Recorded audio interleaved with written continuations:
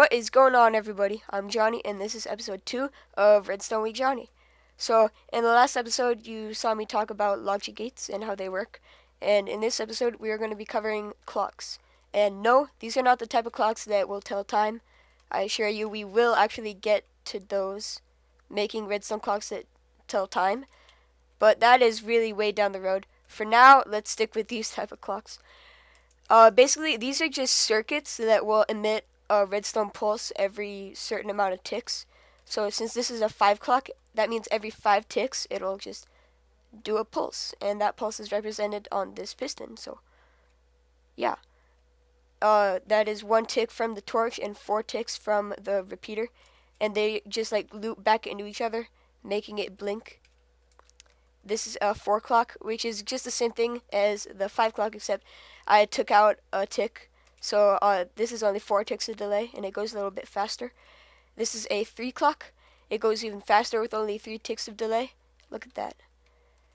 This is a 2 clock. Now, the 2 clock will actually burn out because it's just pulsing so fast. So when I place this, there will be 8 pulses, and then it'll just burn out. Let me turn it to daytime, because night is stupid.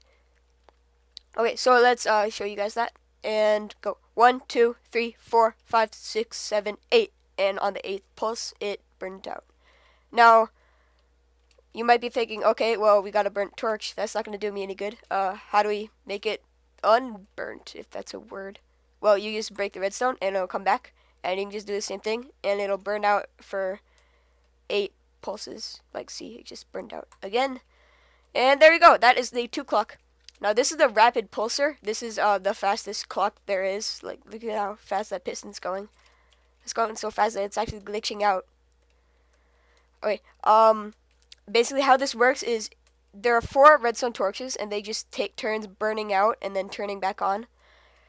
And that just ends up being a really, really fast redstone signal. I don't even know how many ticks that is. That's like negative 10 ticks. Here we have a delay line. This is basically just a really, really big clock. I didn't even count the ticks. Oh, okay. So, you would just use this if you want a really, really, really slow pulse. Like you want something to happen every 10 seconds, then you would use this. And last but not least, we have the monostable circuit. I'm not even sure if that's how you spell monostable. I'm not even sure what monostable means, but this is what it is. Basically, this isn't a clock that repeats itself by pulsing on and off over and over and over. This just gives you 1 pulse, but I just decided to put it in this episode because it kind of fits in with the whole clock thing.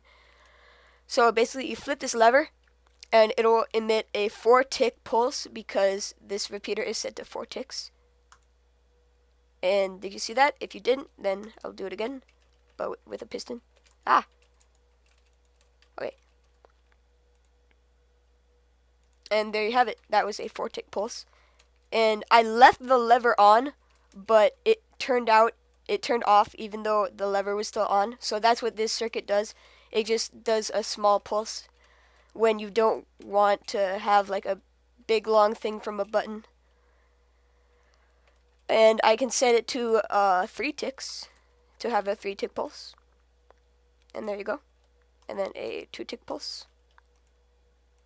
And the 1-tick pulse doesn't work for some reason. I don't know why. I think it's just too fast. And that is everything that you need to know about clocks. So in the next episode, we are going to be going over memory cells. And that's going to be really fun. That's going to be like my favorite episode. So stay tuned for that. And I'll see you in the next episode. Goodbye.